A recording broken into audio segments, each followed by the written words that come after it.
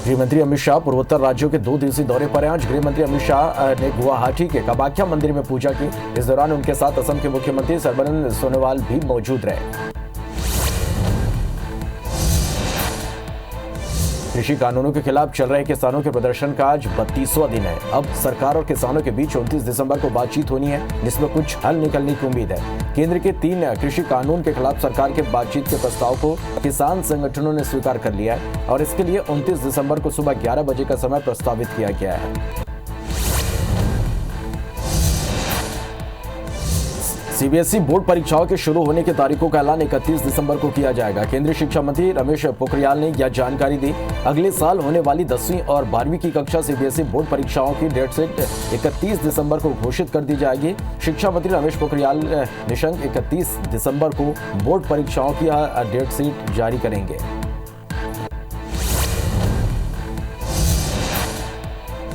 भारतीय वायुसेना की ताकत और बढ़ने वाली है। जनवरी 2021 में वायुसेना के स्क्वाड्रन में 3 और राफेल शामिल होने वाले हैं। देश को अभी तक 2 खेप में 8 राफेल लड़ाकू विमान प्राप्त हुए हैं। फ्रांस निर्मित राफेल लड़ाकू विमानों की डिलीवरी की ये तीसरी खेप होगी। विमानों को रास्ते में बिना रोके सीधे फ्रांस से उड़ाकर गुजरात के जामनगर एयरबेस पर उतारा जाएगा।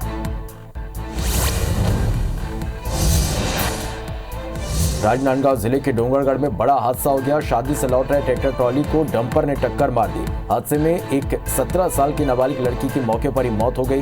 वहीं 40 से ज्यादा लोग घायल हो गए। सभी घायलों को इलाज के लिए छुरिया अस्पताल रेफर किया गया है। वहीं घटना की सूचना मिलते ही पुलिस की टीम पहुंची और घटना की जाँच शुरू कर दी। गृह मंत्री अमित शाह पूर्वोत्तर राज्यों के 2 दिवसीय दौरे पर हैं। आज गृह मंत्री अमित शाह ने गुवाहाटी के कामाख्या मंदिर में पूजा की। इस दौरान उनके साथ असम के मुख्यमंत्री सर्बानंद सोनोवाल भी मौजूद रहे।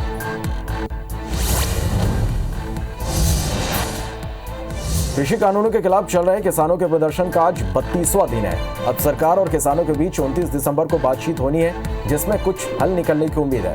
केंद्र के 3 कृषि कानूनों के खिलाफ सरकार के बातचीत के प्रस्ताव को किसान संगठनों ने स्वीकार कर लिया और इसके लिए 29 दिसंबर को सुबह 11 बजे का समय प्रस्तावित किया गया है। भारतीय वायुसेना की ताकत और बढ़ने वाली है। जनवरी 2021 में वायुसेना के स्क्वाड्रन में 3 और राफेल शामिल होने वाले हैं। देश को अभी तक 2 खेप में 8 राफेल लड़ाकू विमान प्राप्त हो चुके हैं। फ्रांस निर्मित राफेल लड़ाकू विमानों की डिलीवरी की यह तीसरी खेप होगी। विमानों को रास्ते में बिना रोके सीधे फ्रांस से उड़ाकर गुजरात के जामनगर एयरबेस पर उतारा जाएगा। सीबीएसई बोर्ड परीक्षाओं के शुरू होने की तारीखों का ऐलान 31 दिसंबर को किया जाएगा। केंद्रीय शिक्षा मंत्री रमेश पोखरियाल ने यह जानकारी दी। अगले साल होने वाली 10वीं और 12वीं कक्षा की सीबीएसई बोर्ड परीक्षाओं की डेट शीट 31 दिसंबर को घोषित कर दी जाएगी। शिक्षा मंत्री रमेश पोखरियाल निशंक 31 दिसंबर को बोर्ड परीक्षाओं की तारीख जारी करेंगे।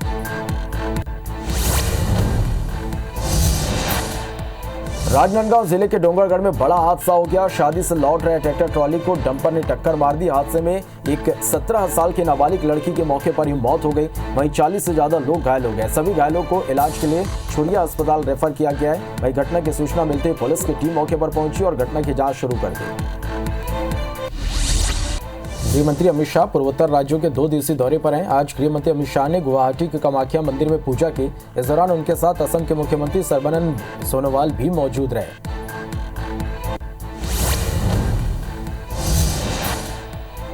कृषि कानूनों के खिलाफ चल रहे किसानों के प्रदर्शन का आज 32वां दिन है। अब सरकार और किसानों के बीच 29 दिसंबर को बातचीत होनी है, जिसमें कुछ हल निकलने की उम्मीद है। केंद्र के 3 कृषि कानूनों के खिलाफ सरकार के बातचीत के प्रस्ताव को किसान संगठनों ने स्वीकार कर लिया है और इसके लिए 29 दिसंबर को सुबह 11 बजे का समय प्रस्तावित किया गया। सीबीएसई बोर्ड परीक्षाओं के शुरू होने की तारीखों का ऐलान 31 दिसंबर को किया जाएगा। केंद्रीय शिक्षा मंत्री रमेश पोखरियाल ने यह जानकारी दी। अगले साल होने वाली 10वीं और 12वीं कक्षा की सीबीएसई बोर्ड परीक्षाओं की डेट शीट 31 दिसंबर को घोषित कर दी जाएगी।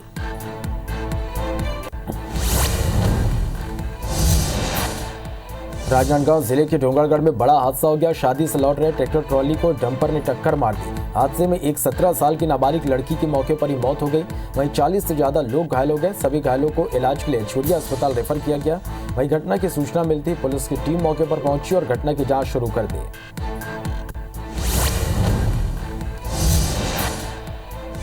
श्योपुर कलेक्टर ने निरीक्षण करने के लिए बेहतर पहल की। आज कलेक्टर राकेश श्रीवास्तव पहचान छुपाकर पाली रोड स्थित प्रेरणा वृद्धाश्रम पहुंचे और वहां बुजुर्गों से सभी व्यवस्थाओं और सुविधाओं की जानकारी ली। इस दौरान कलेक्टर को बुजुर्गों ने बताया कि आश्रम में भोजन, दवाई सहित सभी जरूरतों को गंभीरता से पूरा किया जा रहा है। तुर्की के पूर्वी क्षेत्र में आज भूकंप के तेज झटके महसूस किए गए। इस्लामिक प्रांत में आए भूकंप की तीव्रता रिक्टर पैमाने पर 5.3 दर्ज की गई। तुर्की के गृह मंत्री सुलेमान ने ट्वीट कर यह जानकारी दी है। उन्होंने कहा कि भूकंप की वजह से किसी की जान जाने की कोई खबर नहीं है।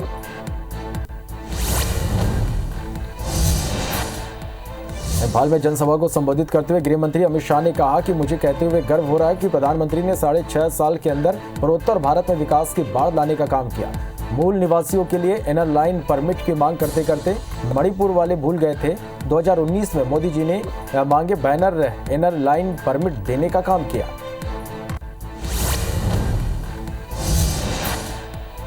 गृह मंत्री अमित शाह पूर्वोत्तर राज्यों के 2 दिवसीय दौरे पर आज गृह मंत्री अमित शाह ने गुवाहाटी के कामाख्या मंदिर में पूजा की। इस दौरान उनके साथ असम के मुख्यमंत्री सर्बानंद भी मौजूद रहे।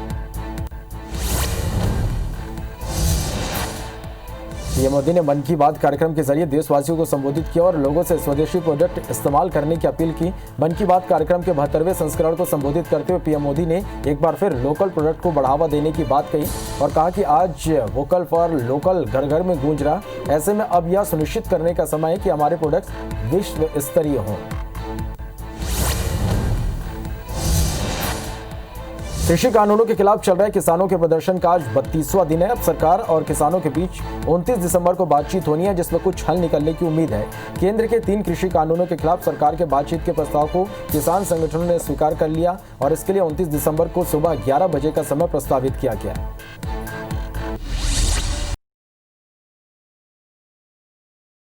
है। भारतीय वायुसेना की ताकत और बढ़ने वाली है। जनवरी 2020 में वायुसेना के स्क्वाड्रन में 3 और राफेल शामिल होने वाले हैं। देश को अभी तक 2 खेपों में 8 राफेल लड़ाकू विमान प्राप्त हो चुके हैं। फ्रांस निर्मित राफेल लड़ाकू विमानों की डिलीवरी की ये तीसरी खेप होगी। विमानों को रास्ते में बिना रुके सीधे फ्रांस से उड़ाकर गुजरात के जामनगर एयरबेस पर उतारा जाएगा। गृह मंत्री अमित शाह पूर्वोत्तर राज्यों के 2 दिवसीय दौरे पर हैं। आज शाह गुवाहाटी से मणिपुर जाएंगे। मणिपुर में गृह मंत्री एक मेडिकल कॉलेज समेत कई प्रोजेक्ट की आधारशिला रखेंगे। इसके साथ ही इम्फाल में जनसभा रैली को भी संबोधित करेंगे। शाम को शाह मणिपुर से दिल्ली लौट आएंगे। विदेश मंत्री एस जयशंकर आज से 2 दिवसीय दौरे पर कतर जाएंगे। विदेश मंत्री रहते हुए एस जयशंकर का यह पहला कतर दौरा होगा। इस दौरान वे कतर के विदेश मंत्री के साथ परस्पर हित से जुड़े क्षेत्रीय और अंतर्राष्ट्रीय मुद्दों सहित द्विपक्षीय मुद्दों पर भी बातचीत करेंगे। इस दौरान वे कतर के उप प्रधानमंत्री और विदेश मंत्री सहित कतर के कई महत्वपूर्ण प्रतिनिधियों से भी मुलाकात करेंगे। प्रधानमंत्री नरेंद्र मोदी आज सुबह 11 बजे रेडियो कार्यक्रम मन की बात के जरिए देश को संबोधित करेंगे। साल 2020 में मन की बात का यह आखिरी कार्यक्रम होगा। पीएम मोदी आज मन की बात में कोरोना और किसान आंदोलन को लेकर भी चर्चा कर सकते हैं। पिछले महीने प्रसारित मन की बात में प्रधानमंत्री मोदी ने किसानों से जुड़े मसले पर खासतौर पर चर्चा की थी। नए कृषि कानूनों के खिलाफ चल रहे किसानों के प्रदर्शन के बीच आज पीएम मोदी रेडियो पर कार्यक्रम मन की बात करेंगे। इस दौरान आंदोलनकारी किसान थाली और ताली बजाकर मन की बात कार्यक्रम को लेकर विरोध जताएंगे। कुछ किसान संगठनों ने पहले ही कहा था कि वह इस कार्यक्रम का विरोध जताएंगे। कृषि कानूनों के खिलाफ चल रहे किसानों के प्रदर्शन का आज 32वां दिन है। अब सरकार और किसानों के बीच 29 दिसंबर को बातचीत होगी, जिसमें कुछ हल निकलने की उम्मीद है। केंद्र के 3 कृषि कानूनों के खिलाफ सरकार के बातचीत के प्रस्ताव को किसान संगठनों ने स्वीकार कर लिया और इसके लिए 29 दिसंबर को सुबह 11 बजे का समय प्रस्तावित किया गया है। केंद्र के 3 कृषि कानून के खिलाफ सरकार के बातचीत के प्रस्ताव को किसान संगठनों ने स्वीकार कर लिया और इसके लिए 29 दिसंबर की सुबह 11 बजे का समय प्रस्तावित किया गया है। अब माना जा रहा कि केंद्र सरकार सोमवार तक किसान संगठनों को बातचीत के प्रस्ताव पर स्वीकृति पत्र भेज देगी। आंदोलन के बीच किसान नेता राकेश टिकैत को जान से मारने की धमकी मिली है। भारतीय किसान यूनियन के राष्ट्रीय प्रवक्ता राकेश टिकैत ने कहा कि उन्हें जान से मारने की धमकी दी गई है। टिकैत ने कहा कि ये फोन बिहार से आया था, वो मुझे हथियारों से मारने की धमकी दे रहे थे। मैंने पुलिस कप्तान को रिकॉर्डिंग भेज दी है। अब इस पर आगे जो भी कार्रवाई करनी होगी वो करेंगे। केंद्र के नए कृषि कानून के विरोध में बीजेपी की सहयोगी राष्ट्रीय लोकतांत्रिक पार्टी एनडीए से अलग हो गई है।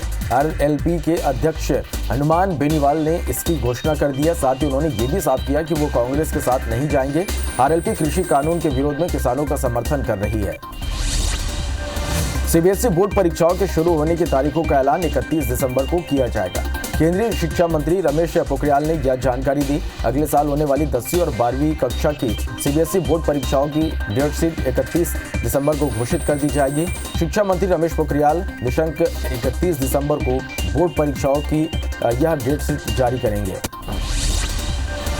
दुनिया भर में कोरोना संक्रमितों की संख्या 8 करोड़ 6 लाख के पार पहुंच गई है। वहीं कुल मौत का आंकड़ा 17,64,000 के पार हो गया है। अब तक दुनिया में 5 करोड़ 68 लाख से ज्यादा मरीज ठीक हुए हैं। वहीं दुनिया में 2 करोड़ 20 लाख से ज्यादा एक्टिव मरीजों का इलाज जारी है। विश्व में अमेरिका कोरोना संक्रमण में पहले नंबर पर बना हुआ है।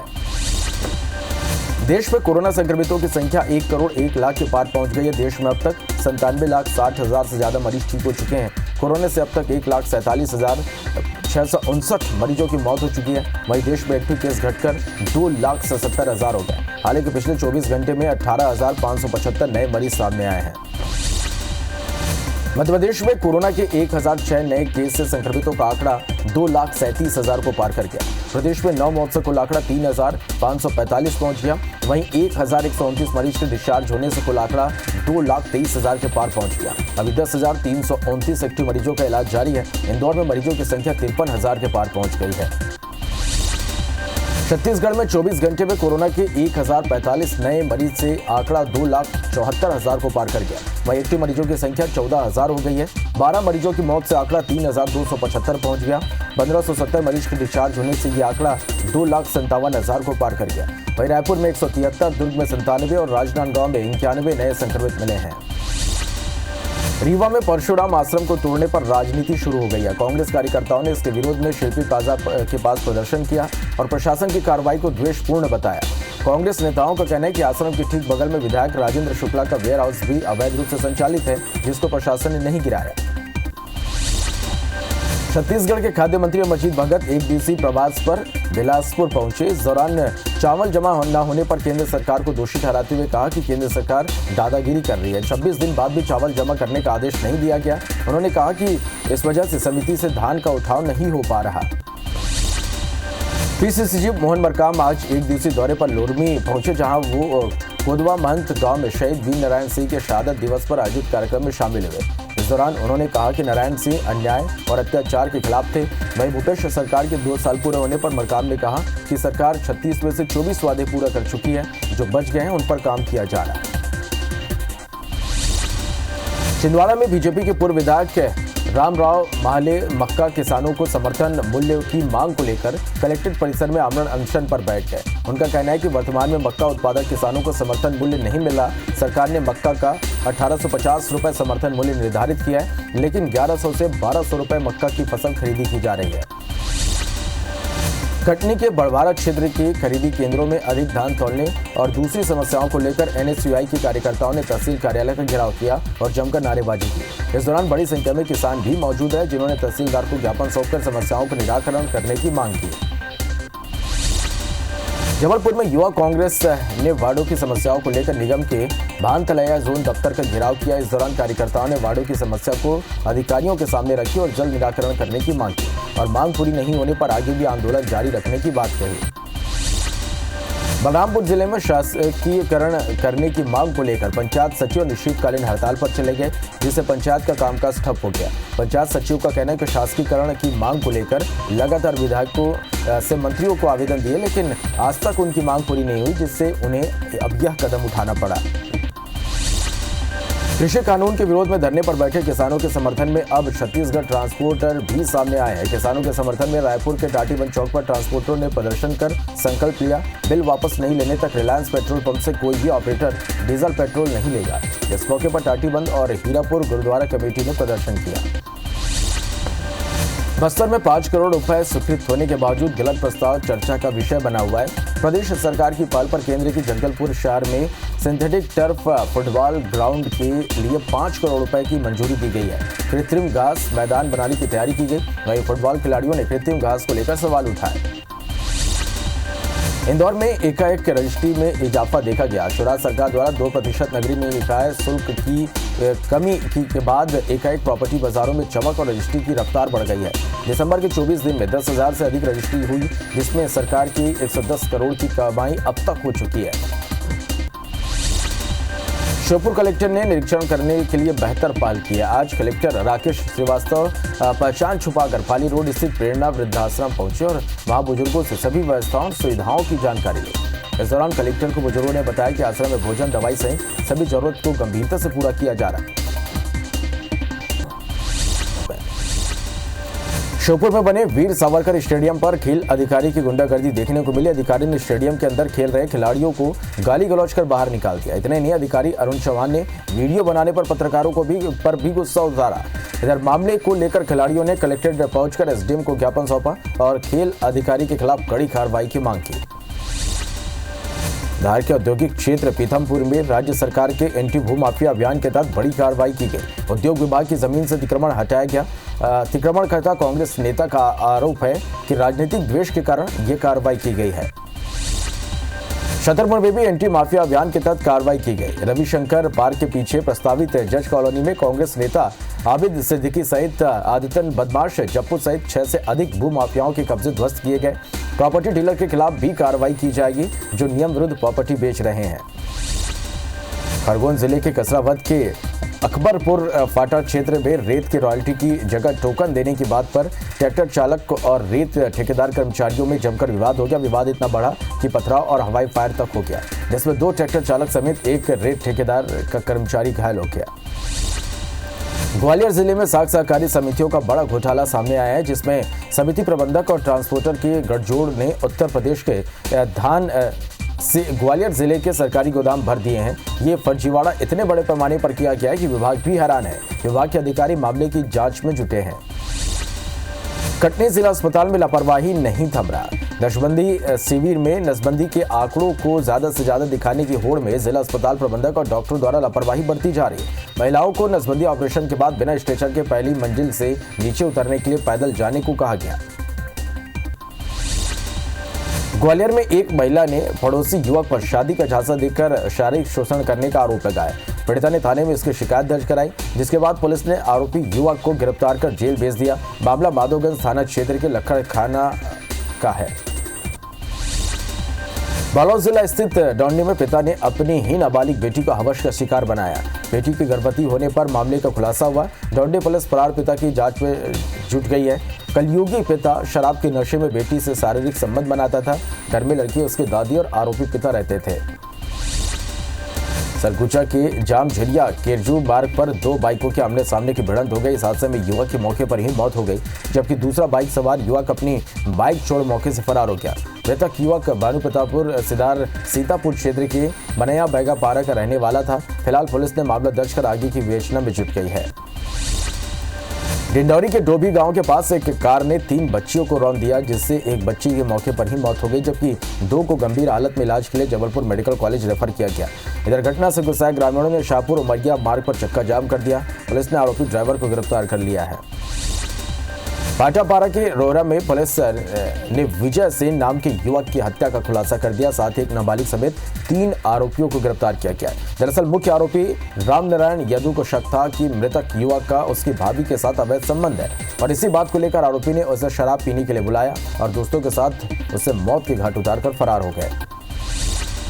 सरगुजा जिले के ग्राम पंचायत इरगवा का एक किसान खुद को जिंदा साबित करने की जद्दोजहद कर रहा है। उसे इस बात की चिंता है कि जिस कागज में उसे मृत बता दिया गया, अगर जीवित नहीं किया गया तो उसका धान नहीं बिक सकेगा। वहीं जब धान नहीं बिकेगा तो वह कर्ज कैसे चुका पाएगा। पटवारी की लापरवाही से किसान सोमार साय को मृत घोषित कर दिया गया है। शहडोल के साकी गांव में जमीनी विवाद को लेकर एक रिटायर्ड फौजी पर दबंगों ने जानलेवा हमला कर दिया, जिससे उसे गंभीर चोटें आई है। शिकायत मिलने पर पुलिस ने 2 लोगों के खिलाफ मामला दर्ज कर उसकी तलाश शुरू कर दी है। वहीं दबंगों की तलवार और बंदूक लहराते एक फोटो सोशल मीडिया पर वायरल हो रही है। देवास शहर में हो रही वाहन चोरी पर शिकंजा कसते हुए कोतवाली थाना क्षेत्र की पुलिस ने बाइक चोर को पकड़ा है, जिससे करीब 12 लाख के 2 दर्जन मोटरसाइकिल भी जब्त किए गए। पुलिस ने शातिर वाहन चोर के ऊपर विभिन्न धाराओं में मामला दर्ज किया है। वहीं दूसरे आरोपी की तलाश भी की जा रही है। इंदौर के विजयनगर पुलिस ने रिश्वत मांगने के आरोप में नारकोटिक्स ब्यूरो के 2 आरक्षकों को हिरासत में लिया है। दोनों पर जिम संचालन ने रिश्वत मांगने का आरोप लगाते हुए थाने में शिकायत दर्ज कराई थी। फिलहाल पुलिस मामले की जांच कर रही है। दुर्ग पुलिस ने भिलाई के पास जामुल में एक कार से 38 किलो गांजा के साथ एक आरोपी को नाकेबंदी कर गिरफ्तार किया। ग्राम ढौर निवासी आरोपी ओम प्रकाश साहू लंबे समय से गांजे का व्यापार करता था। जब्त गांजे की कीमत 3,80,000 रुपए की गई है। डबरा के हनुमानगंज इलाके में पार्षद शीला कुशवाहा के बेटे कुंदन पर 2 युवकों ने फायरिंग कर दी, जिसमें युवक घायल हो गया, जिसे अस्पताल में भर्ती कराया गया। घायल कुंदन ने जीतू कुशवाहा और दीपू कुशवाहा पर फायरिंग करने का आरोप लगाया। वहीं मामले को लेकर एसडीओपी ने जांच कर कार्रवाई करने की बात कही। ग्वालियर में हथियारबंद चोरों ने एक मेडिकल स्टोर को निशाना बनाते हुए 5 लाख रुपए लेकर फरार हो गए। चोरी की वारदात सीसीटीवी कैमरे में कैद हो गई। खास बात यह कि मेडिकल स्टोर थाने से महज 100 मीटर दूर पर है, लेकिन पुलिस को भनक तक नहीं लगी। बहरहाल पुलिस ने चोरों के खिलाफ मामला दर्ज कर उसकी तलाश में जुट गई है। बैतूल जिले में महिला आयोग की प्रदेश अध्यक्ष और जिला अध्यक्ष और मानव अधिकार आयोग का सदस्य बनकर युवक के साथ मामला रफा दफा करने के नाम पर ब्लैकमेलिंग करने का मामला सामने आया है। मामले में पुलिस ने एक पुरुष के साथ 2 महिलाओं को गिरफ्तार किया है। तीनों एक लड़ाई झगड़े के मामले को रफा दफा करने युवक से 50,000 रुपए की रिश्वत मांग रहे थे। गुना के जमशेदपुर की 15 वर्षीय नाबालिग को 95,000 रुपए में बेचने का मामला सामने आया। उसे झारखंड की 3 महिलाओं ने बेचा था। गुना के खरीदार ने नाबालिग से शादी भी कर ली थी। नाबालिग ने बाल कल्याण समिति के समक्ष अपना बयान दर्ज कराया। नई सराय पुलिस ने मामला दर्ज कर महिलाओं की तलाश तेज कर दी। अशोकनगर के वन स्टॉप सेंटर में एसपी नाबालिग से मिले।